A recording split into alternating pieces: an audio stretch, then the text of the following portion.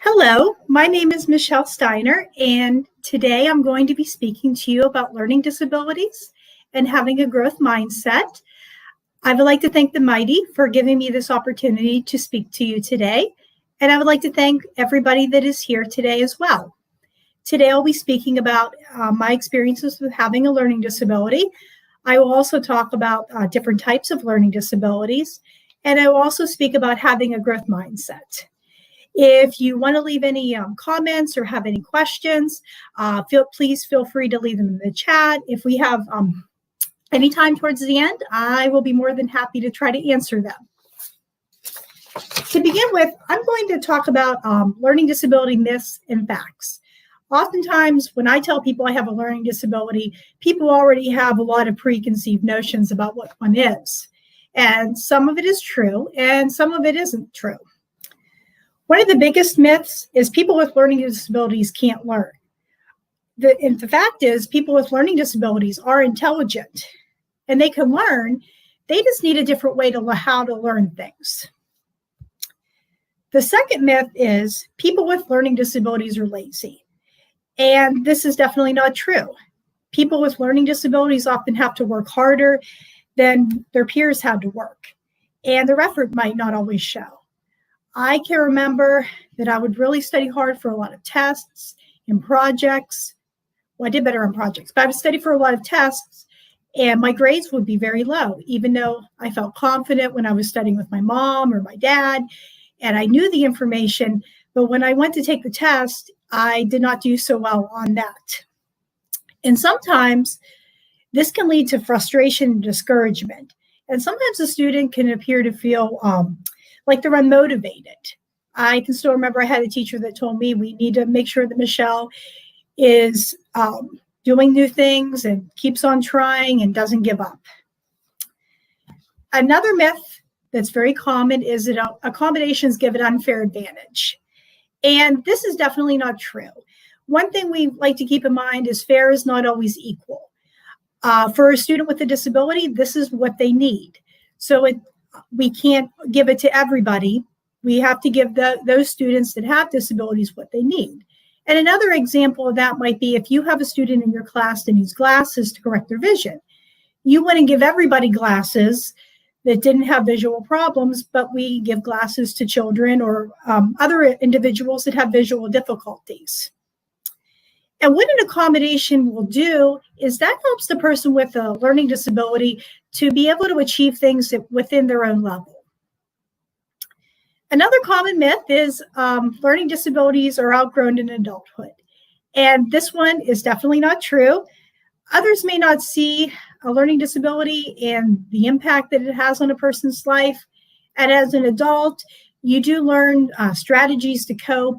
And a lot of times with employment, people with learning disabilities find jobs that they're really compatible for. And it's also having an open dialogue with your employer and to be able to tell them what you need. The last myth is learning disabilities are all the same. And learning disabilities come in a wide variety of forms, and they're different for each person. Many times, the impact just simply depends on the situation the person with a learning disability is in. If they're at school, they may struggle more academically. Sometimes you might get people with learning disabilities that might struggle at work or in the community. It just really depends on the situation that they're in. And lots of people have learning disabilities. There's many famous people that have had learning disabilities. Some people that have been famous that have had them.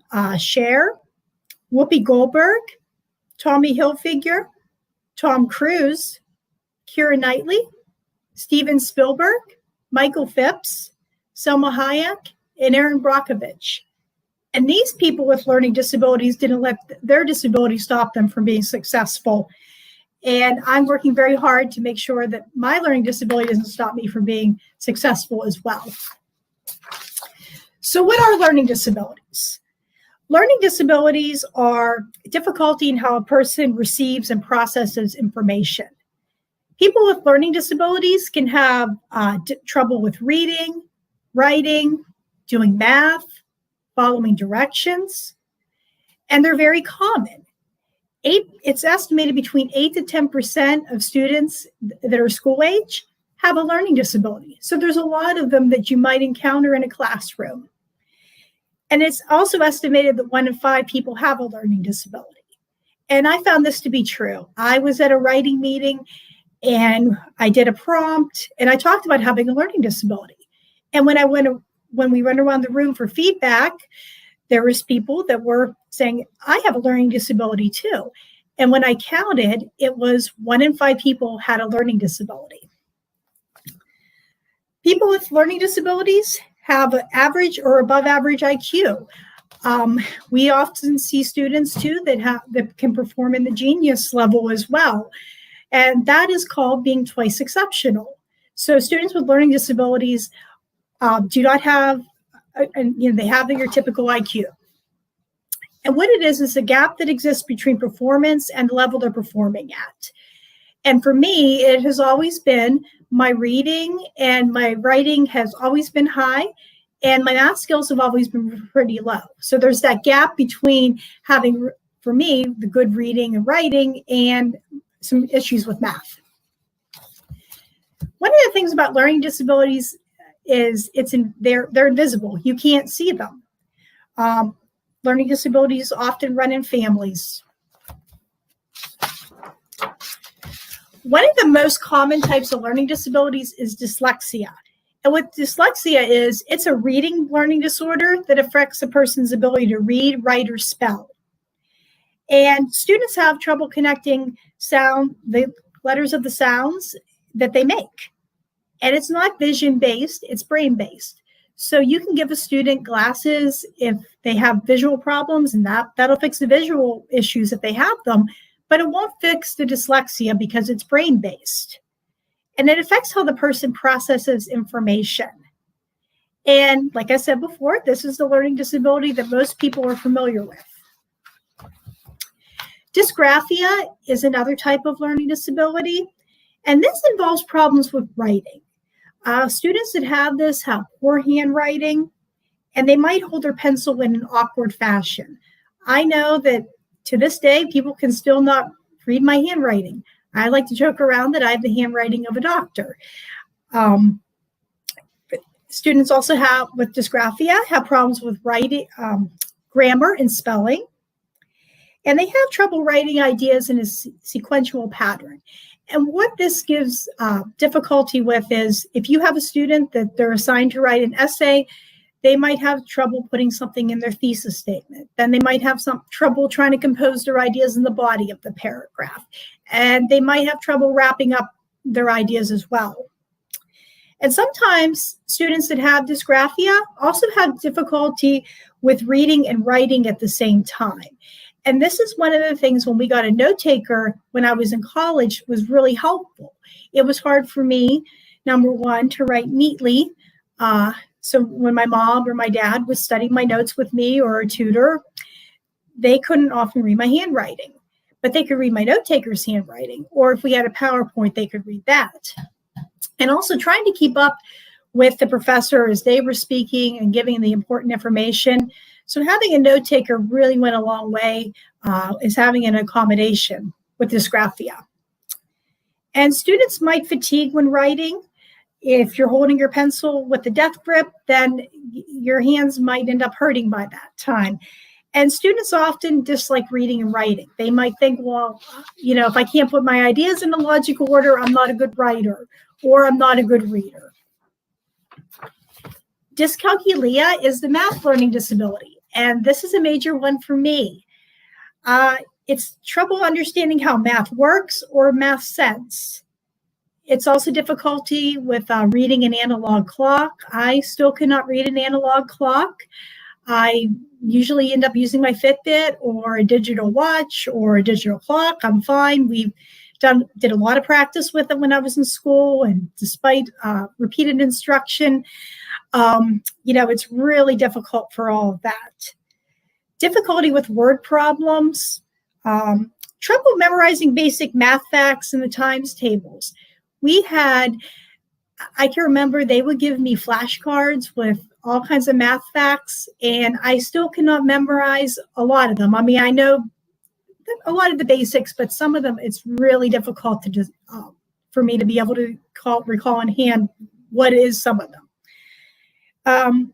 Trouble with estimating how long a time a task will take.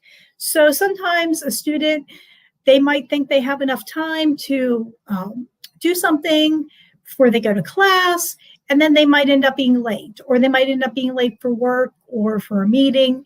And it's just that poor estimation of time. I know sometimes time just sometimes slips away from me.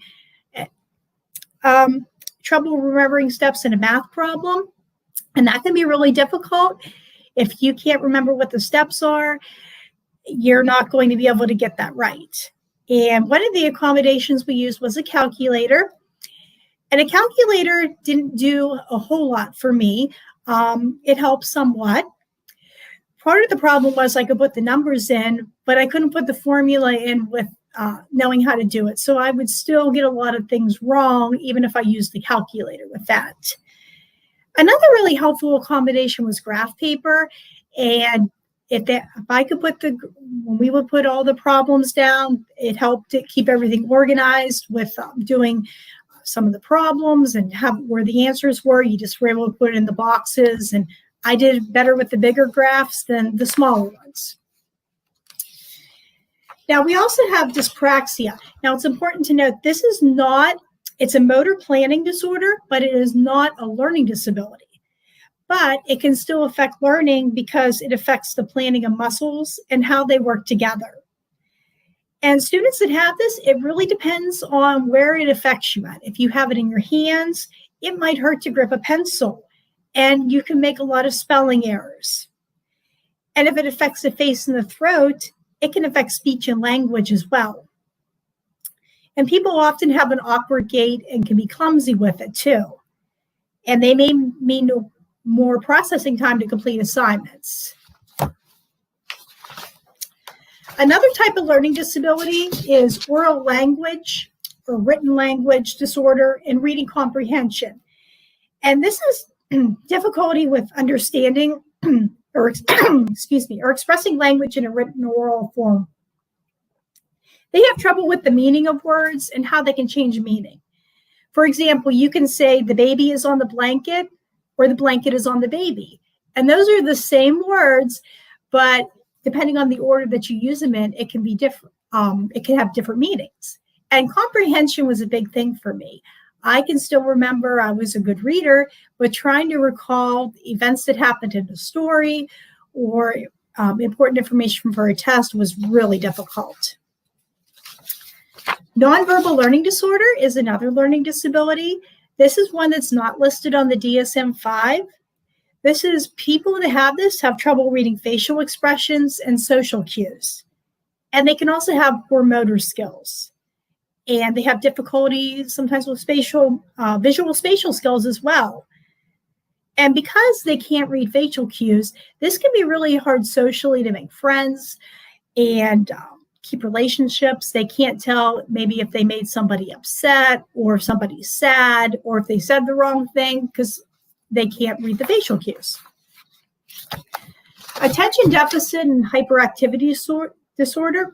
This is it's not a learning disability, but it can interfere with learning. And this involves trouble paying attention, impulse control, and hyperactivity. And you might even know someone that has this. They might have trouble sitting still, and others may zone out. We often tell them to pay attention, but they're often just paying attention to everything and having trouble filtering in what not to focus on.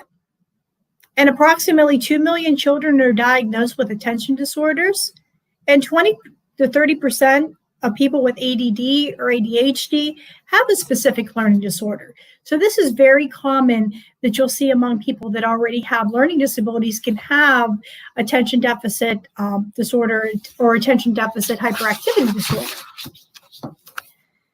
Executive functioning disorder is another type. It's not a learning disability, but it can get in the way of learning and just everyday life. People with this disorder have trouble managing time, paying attention, planning, remembering names, and short-term memory. They may lose their keys or their phone or their wallet. I know I'm forever losing my keys or my phone. They have trouble saying the right things at times, and sometimes impulse control is an issue as well. People with this can often be late. They might forget the steps in a recipe or how to complete a task. This disorder is located in the frontal lobe of the brain. And some of the things that have helped me with this is keeping things where I can see them. Often if I put something in a closet or in the cupboard, I forget where it's at. Having checkoff lists of like chores and things that I have to get done, putting multiple things in or different things in my purses, like having my tissues, having the keys, if I can have an extra set of those, having hand sanitizer, and now with COVID-19, making sure that I have a mask in each of the purses so I'm covered whenever I go out. So my story began, I was officially diagnosed when I was in kindergarten. My preschool teacher thought something was atypical with my learning, but I was my parents' first child, so they didn't really know what to look for, and they decided to send me to kindergarten. And it was during kindergarten that I got diagnosed.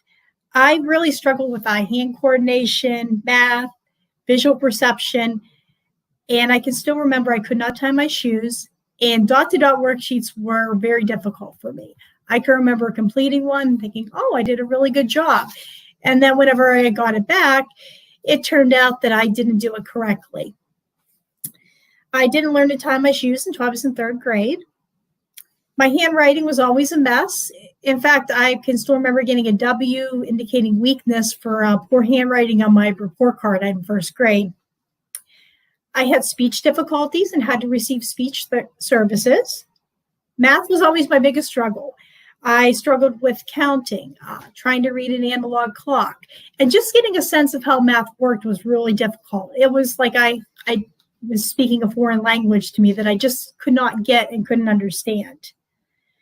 I struggled socially. A lot of that was I was an only child for many years, so I didn't have a lot of siblings to grow up with to understand how to react socially.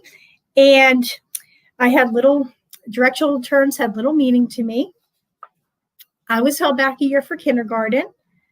I began receiving specialty instruction in math and in reading because they wanted to make sure, even though I was a good reader, they wanted to make sure that we could improve on the reading comprehension, and just so I had a really solid foundation with reading. Eventually, I was in classes with the general ed students for reading, science, and social studies. Middle school and high school got easier for me as I progressed academically. It was a lot less rote learning, and it was a lot more practical, hands-on application. Math was still a struggle. I never made it outside of the learning support classroom for that. I can still remember math was also a big issue with what I was going to do after I graduated from high school. I had a teacher that didn't think I could handle college because of my math, and she tried to push vocational training schools, and nothing there interested me. Socially, things got harder. A lot of the groups were more defined, and I felt like I didn't have a connection with the regular ed students. The general ed ones thought that I wasn't smart, and the special needs students that I was with didn't think I was smart either, and they also struggled more with reading difficulties and behavior issues. I had a lot of students with behavior problems that were just thrown into the classroom. I was able, though, as I progressed, I was able to make honor roll and began to get better grades, and I was in all regular classes except for math. Upon graduating from college, I connected with an agency called Office for Vocational Rehabilitation. I told them about my struggles with math, and they recommended, being that I didn't take the SATs and I didn't have college prep classes, that I would start out at a community college, because a lot of universities look at how well you do at a community college for the first couple of years. I found a college that offered disability accommodations and a program that interests me. I had to be evaluated for a learning disability before I could receive services with Office of Vocational Rehabilitation. And the psychiatrist who did that, I've always been a poor test taker. It's been that way from the very beginning. And I scored pretty low on a lot of things. And the psychiatrist told me that I would never go beyond a community college. I didn't receive disability accommodations in the beginning because I didn't want the stigma attached to that. And my grades really suffered because of that. And I thought a lot of people didn't understand. People were always telling me, oh, you could do so much better. But I was doing everything that I could do without the accommodations. It wasn't until I had a professor that was really struggling in her class, and she said, why don't we think about getting you some accommodations? And I was able to get through her class, and I was able to graduate with an associate's degree in early childhood education. I worked in childcare and educational settings, but I always wanted to get my bachelor's degree.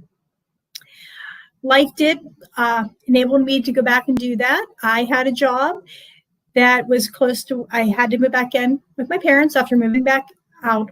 And when I was at that job, I went to the university and I signed up and I was accepted. And my job at that time, when it was getting time to go back to school for the fall semester, they downsized me, so I was able to be a full-time student. I utilized the accommodations such as extended test time, a note taker and tutoring, and I also advocated myself with professors. I told them what my needs were. And I did really well. I even made Dean's List one semester.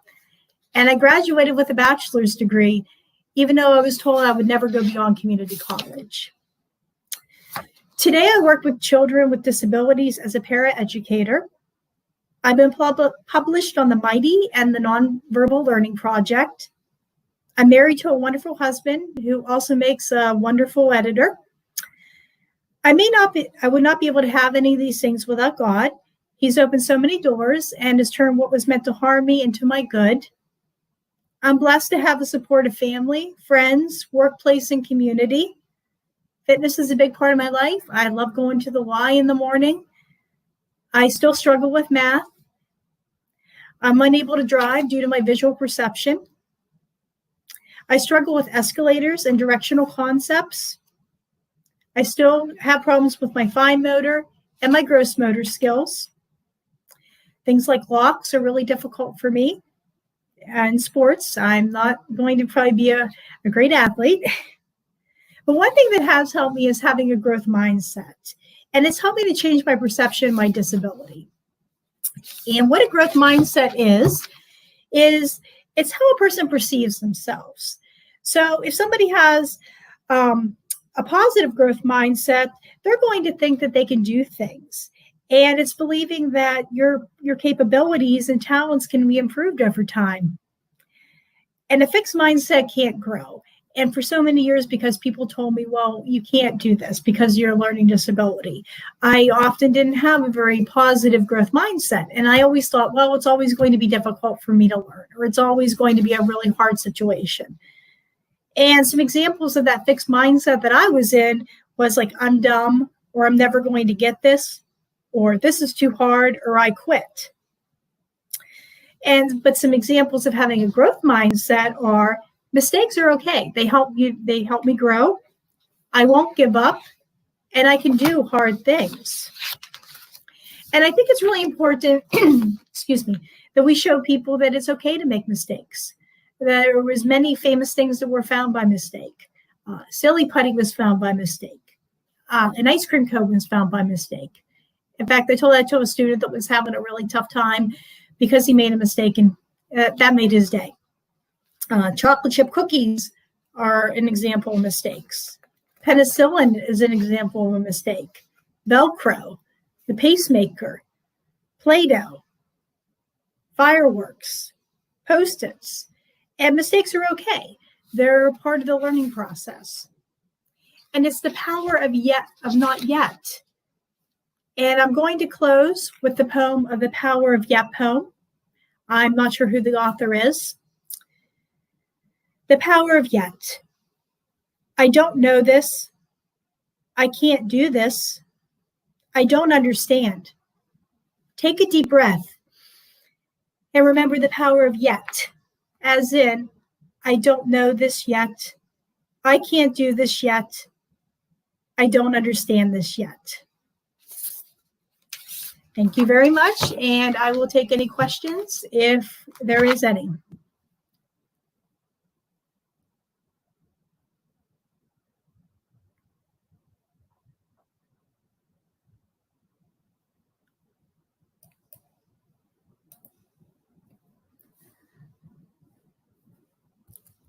Okay. One of the best ways that I can be productive is sometimes after I have a workout, my brain is really clear, and I'm able to be able to go on with the task at hand. Sometimes it's writing things down and just having a way of just setting some realistic goals. I think another main thing is just putting everything into like bite-size, pieces and everything that I can get done in just bite-sized chunks.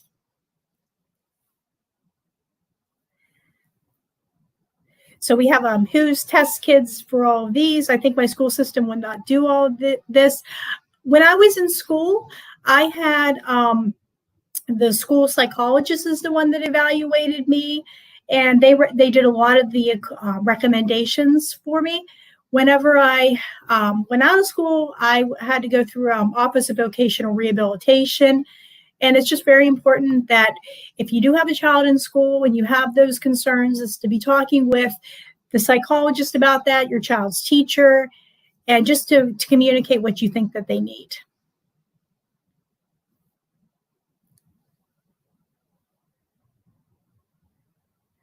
Sometimes that can be, there's a question that someone has ADD and was wondering if it was normal to be able to see three people really easily, but having no idea to do with that information.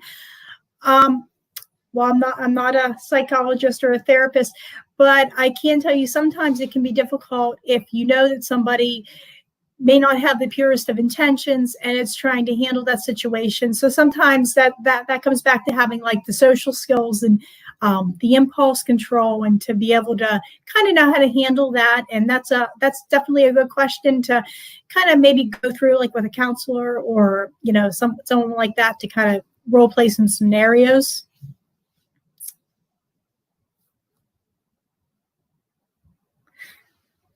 Okay, so we have your dad would play math card games. Yeah, that we made up many times. You had a difficulty with that. Yeah, that's something I can definitely tell you too.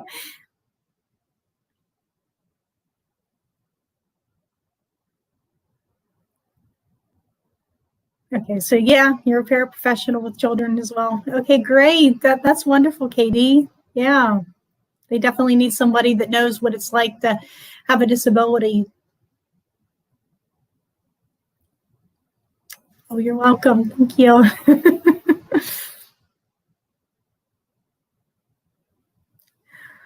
Oh, good.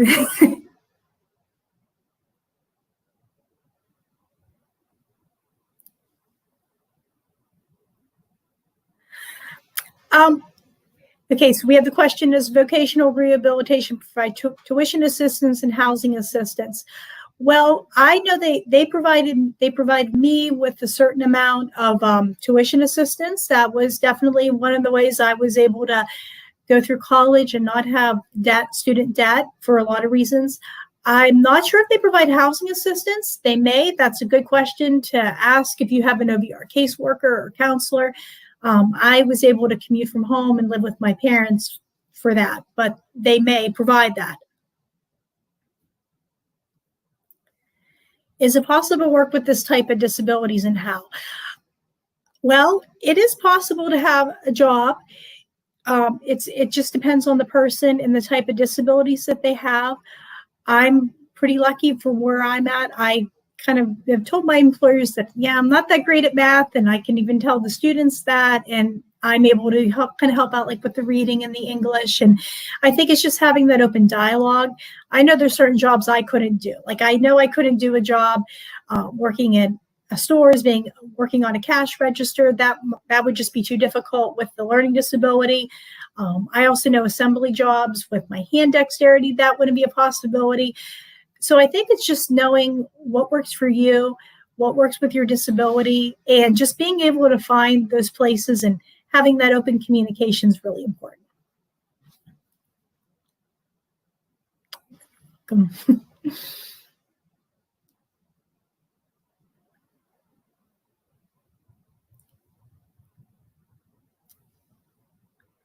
Okay. All right. Well, if anyone, unless we have anyone for all the questions, I think we're going to end for today. I'd like to thank the Mighty once again for having me. And I would also like to thank for everybody who attended today. Thank you very much.